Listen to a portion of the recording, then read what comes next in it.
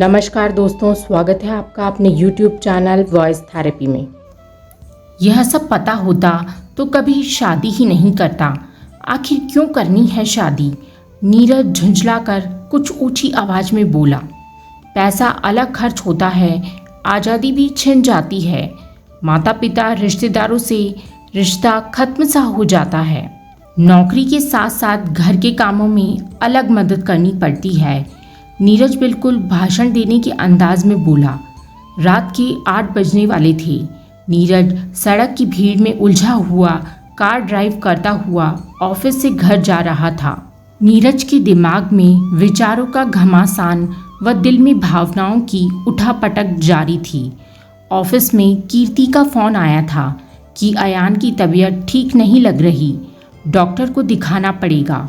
पर चाहते हुए भी वह जल्दी नहीं निकल पाया था। बॉस ने 5 बजे मीटिंग रख ली थी। अति व्यस्त नौकरी और घर गृहस्थी की गाड़ी पटरी पर बिठाते बिठाते कभी कभी उसका हृदय अत्यधिक खिन्न हो जाता था। कार पार्किंग में लगाकर अपने फ्लैट पर पहुंचकर उसने एक घंटी बजा दी। कीर्ति जैसे तैयार ही बैठी थी। दरवाज़ा खोलते ही शुरू हो गई। अब आ रहे हो? बच्चे की भी चिंता नहीं है तुम्हें? हर समय बस नौकरी नौकरी। अगर बच्चे को कुछ हो गया तो क्या करोगे इस नौकरी का? घर आने के बाद नीरज को पानी के लिए भी नहीं पूछा था। मन तो कर रहा था कपड़े बदलकर एसी और पंखा चलाकर बिस्तर पर लेट जाएं, पर अयान को डॉक्टर को दिखाना जरूरी था। उसने अयान का माथा छुआ। बुखार से तप रहा था। चलो जल्दी चलो। वह बिना कीर्ति की बात का जवाब दिए बाहर निकल गया। डॉक्टर के पास से वापस आए तो दिल और भी खिन्न हो गया। 5 वर्षीय अयान को वायरल हो गया था। मतलब कि अगले कुछ दिन व्यस्त से भी व्यस्तम निकलने वाले थे। कीर्ति, तुम ड्राइविंग क्यों नहीं सीखती? कई मुश्किलें आसान हो जाएंगी, नीरज कीर्ति से बोला। घर गृहस्थी व बच्चा संभालूं या फिर किस समय जाऊं सीखने? तुम ही बताओ। सीखने की इच्छा रखने वालों को पूछना नहीं पड़ता, वो समय निकाल ही लेते हैं, नीरज भन्ना कर बोला। तुम तो बस हवा में बातें करते हो। मुझे नहीं सीखना, और सीखने की ज़रूरत भी क्या है? ज़रूरत तो बहुत है। छोटे छोटे कामों के लिए मेरा मुंह देखती हो। आजकल महिलाएं कितनी आत्मनिर्भर है। मैं पैसे नहीं कमाती इसलिए कह रहे हो? अच्छी खासी डिग्री है मेरे पास, चाहूँ तो मैं भी कमा सकती हूँ, पर तुम ही नहीं चाहते। कीर्ति उसकी बात समझे बिना बोली। एक स्कूटी कार सीखने के लिए समय नहीं है। घर बाहर के काम हो नहीं पाते। नौकरी करना क्या आसान है? पर यथासंभव स्वयं को शांत रखकर बोला। यह मैंने कब कहा? आत्मनिर्भरता का मतलब सिर्फ पैसा कमाना ही नहीं होता। स्कूटी या कार ड्राइविंग आने से बाहर के सभी काम तुम खुद कर सकोगी। इन बातों में आत्मनिर्भर होना आज की गृहिणी के लिए कितना आवश्यक है। एक पति को कितनी मदद मिलती है इससे। आजकल तो माता पिता ही शादी से पहले यह सब सिखा देते हैं लड़कियों को। मेरे पिता ने अच्छा खासा दहेज दिया था, कार ड्राइविंग नहीं सिखाई तो क्या? कार तो दी थी, कीर्ति चिढ़कर बोली। उफ, तुम्हारे पिता और तुम्हारा दहेज। मांगा किसने था? आजकल इस दहेज की ज़रूरत नहीं होती। ज़रूरत है लड़कियों को जमाने के अनुसार परफेक्ट बनाने की। इसलिए बाहर के छोटे से छोटे कामों के लिए मुझ पर निर्भर रहती हो। अस्पताल से घर आते ड्राइव करते हुए नीरज यही सब सोच रहा था। अगर आज कीर्ति खुद ही समय से अयान को डॉक्टर को दिखा लाती तो न उसकी तबीयत ज़्यादा खराब होती और न उसे ऑफिस से घर आकर इस कदर परेशान होना पड़ता। पर कीर्ति जैसी लाड प्यार में पली लड़कियों की बात ही अलग है। नाजुक इतनी कि गृहस्थी भी ठीक से नहीं संभाल पाती, नकचड़ी इतनी कि रिश्तेदारों या सास ससुर को पास नहीं फटकने देती, और शानबान इतनी कि घर बाहर के काम करने में नानी याद आती है। घर पहुंचकर थका मांदा नीरज कपड़े बदलकर बिस्तर पर लेट गया। कीर्ति अयान के साथ थी, पर नीरज के दिमाग में अभी भी विचारों का टहलना जारी था। 6 साल हो गए हैं उसके विवाह को। जब उसके विवाह की बात चली तो उसने एक शिक्षित गृहिणी की ही कामना की, यही सोचकर कि घर व बच्चे संभालना भी एक फुल टाइम जॉब ही है और उसकी पत्नी घर संभालेगी तो वह उसे पूरा तवज्जो व सम्मान देगा, जो उसने अभी तक किसी गृहिणी को मिलते नहीं देखा था। पर इन 6 सालों में वह ऊब सा गया था अपने वैवाहिक जीवन से। नौकरी में भले ही बहुत व्यस्तता थी, पर वह एक सम्मान व संतोषजनक ओहदे पर था। माता पिता का इकलौता बेटा होने के नाते वह उनके प्रति अपने कर्तव्यों को समझता था और उन्हें पूरा भी करना चाहता था। पर इन 6 सालों में उसके खुद के सपनों के रंग फीके पड़ने लगे थे। वह अपने असहाय माता पिता को अपने साथ रखना चाहता था, लेकिन कीर्ति को उनका स्थायी तौर पर रहना पसंद नहीं था। वह हर महीने एक निश्चित रकम उनके लिए भेजना चाहता था तो कीर्ति 10 खर्चे और गिना देती। लड़कियां तो फिर भी भावनात्मक दबाव बनाकर अपने मन की करा लेती हैं, पर घर बाहर व नौकरी में उलझा पति धीरे धीरे इन बेकार के विवादों से कन्नी काटकर अपने ही रिश्तों के प्रति उदासीन होने लगता है। अगले दिन उसे ऑफिस से छुट्टी लेनी पड़ी क्योंकि अयान की तबीयत बहुत बिगड़ गई थी और वह कीर्ति को अपनी जगह से उठने भी नहीं दे रहा था। शाम को उसकी बचपन का दोस्त अमन उसका हालचाल लेने आ गया। दोनों दोस्त साथ बैठकर एक दूसरे को अपना दुखड़ा सुना रहे थे। यार, तेरा अच्छा है, तूने नौकरी पेशा लड़की से शादी नहीं की।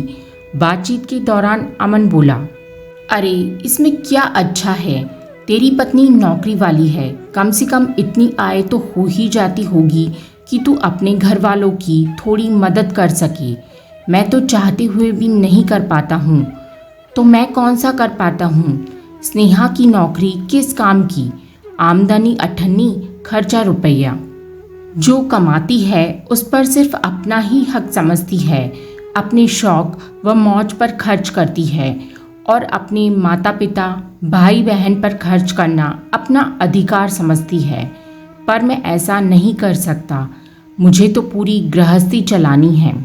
स्नेहा से सलाह लिए बिना अपनी मर्जी से अपने घर वालों पर खर्च भी नहीं कर सकता और न ही उन्हें बुला सकता हूँ। स्नेहा हंगामा खड़ा कर देगी, लेकिन उसके घर वाले जब तब आ धमकते हैं।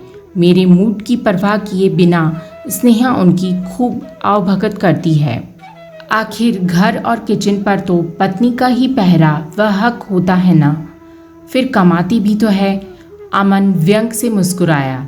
इससे तो अच्छा था नौकरी ही ना करती और ठीक से घर संभालती। अब तो नौकरी करके रौब अलग झाड़ती है। अब उससे कोई पूछे उसकी तनख्वाह से पूरे खर्चे चल जाएंगे क्या? अमन एकाएक भना गया। सही कह रहा है, पर कीर्ति चाहे नौकरी नहीं भी करती है, पर इतनी नाजुक लड़कियां तो घर भी ठीक से नहीं संभाल पाती। सब्जी काटने से भी हाथ खराब होते हैं, खाना बनाना भी ठीक से नहीं आता। बस थोड़ा बहुत सुपरविज़न ही हो पाता है। शौक दुनिया भर के हैं जिसके लिए पैसा चाहिए। नौकरी के साथ साथ घर में भी उसकी मदद करनी पड़ती है। कभी कभी तो दिल करता है भाग जाऊं कहीं। नीरज ने भी दिल की भड़ास निकाली। दोनों दोस्त अपनी अपनी आधुनिक पत्नियों के रवैये से परेशान अपनी बातों में मशगूल थे कि अचानक कबीर आ टपका। कबीर भी बचपन से ही उनके साथ पढ़ा था, पर तेज बुद्धि का कबीर सरकारी अफसर था। उसकी पत्नी भी सरकारी नौकरी करती थी। दोनों ने लव मैरिज की थी। अरे क्या गुफ्तगू चल रही है मेरे बिना? कुछ नहीं, आजा तू भी शामिल हो जा हमारी पत्नी पुराण में। अमन हंसता हुआ बोला। ये क्या शामिल होगा? नताशा इसके बराबर का कमाती है। आधी से अधिक प्रॉब्लम तो यूं ही सॉल्व हो गई। परेशानियां तो सब जगह रहती हैं। कबीर गंभीरता से बोला। मेरी परेशानियां कुछ अलग तरह की हैं। वो क्या? दोनों दोस्त बोल पड़े। 7 साल होने को हैं शादी हुए, घर वाले जोर डाल रहे हैं और अब मुझे भी लगता है कि परिवार बढ़ाने के बारे में सोचना चाहिए, पर नताशा के पास फुर्सत नहीं। अब तुम ही बताओ कि बच्चा कैसे होगा। दोनों दोस्त उसे निहारने लगे। नताशा का क्या कहना है इस बारे में? नीरज बोला, इस साल तो नहीं। उसका यही जवाब होता है और यही कहते कहते वह खुद 36 की हो गई है। कब सोचेगी? नौकरी की व्यस्तता की वजह से वह कुछ सोच भी नहीं पाती है और इतनी अच्छी नौकरी छोड़ भी नहीं पाती है। तो फिर क्या बच्चा करोगे ही नहीं? अमन आश्चर्य से बोला। हाँ, यह भी हो सकता है, कबीर हताशा भरे स्वर में बोला। वैसे कुछ समय से सरोगेसी से बच्चा पैदा करने की बात भी करने लगी है। सुनकर तीनों दोस्त हंस पड़े। ये अच्छा है, आजकल की लड़कियों का पैसा कमाओ और सब कुछ ऑर्डर कर दो, यहाँ तक कि बच्चा भी। तीनों दोस्त अनायास ही ठहाका मारकर हंस पड़े। पता नहीं कैसी जिंदगी हो गई है। एकाएक कबीर संजीदा हो गया। जब दोनों की अच्छी आय के दम पर देश विदेश घूमना, पार्टी, दोस्तों के साथ मस्ती, एक अच्छी स्तरीय जिंदगी नसीब होती है तो सब कुछ अच्छा लगता है। पर हम कहाँ जा रहे हैं? न अपने माता पिता की रह गए, न अपने लिए बच्चे ही पैदा कर पा रहे हैं, और किसी तरह कर भी लिए तो उनका ठीक से लालन पालन नहीं कर पा रहे हैं। यह तो तू सही कह रहा है यार। कबीर के चेहरे की संजीदगी अमन के चेहरे को भी संजीदा बना गई। आखिर कोई बताए मुझे कि आजकल के लड़के विवाह क्यों करें? नीरज बिल्कुल भाषण देने वाले अंदाज में बोला। ओए रिलैक्स, तुझे कोई वोट नहीं मिलने वाले हैं। हाँ, तलाक ज़रूर मिल जाएगा अगर अंदर कीर्ति ने सुन लिया तो। कबीर उसे शांत करता हुआ बोला। उसके बोलने के अंदाज से दोनों दोस्त खिलखिलाकर हंस पड़े। हाँ यार, ज़्यादा तेवर दिखाओ तो कहीं नारी शक्ति जोर मार दे और दिन में भी तारे दिखा दे। कुछ भी हो सकता है आजकल तो, नीरज गंभीरता से बोला। तीनों दोस्त अपनी जिंदगी की इस गंभीर समस्या पर बात करते करते आखिर हल्के फुल्के मूड में आ ही गए। पर तीनों मन ही मन सोच रहे थे कि आखिर इस समस्या से पार पाने का कौन सा उपाय है। जब संतान भी पैदा नहीं करनी है, शारीरिक मानसिक सुख भी नहीं है, तो वैवाहिक संस्था का आखिर क्या औचित्य रह गया। तीनों विचारमग्न बैठे थे। तभी अमन माहौल की चुप्पी को तोड़ता हुआ ठहाका मारकर हंसता हुआ बोला। अच्छा यार, ये पत्नी पुराण छोड़ और जरा बढ़िया सी चाय तो पिलवा। वह भी मुझे ही बनानी पड़ेगी। क्यों, कीर्ति कहाँ है? अयान को सुला रही है। नीरज भी ठहाका मारता हुआ बोला और किचन की तरफ चला गया। वह साथ ही दोनों दोस्त भी। कहते हैं दर्पण झूठ ना बोले। आज की पत्नियां पतियों को वो आईना दिखा रही हैं जो अब तक पतियों ने पत्नियों को दिखाया था। दोस्तों, आपको यह कहानी कैसी लगी? कमेंट सेक्शन में हमें ज़रूर बताइएगा। ऐसी ही मज़ेदार कहानियाँ सुनने के लिए चैनल को सब्सक्राइब कीजिए। फिर मिलते हैं एक नई कहानी के साथ। तब तक के लिए जय हिंद।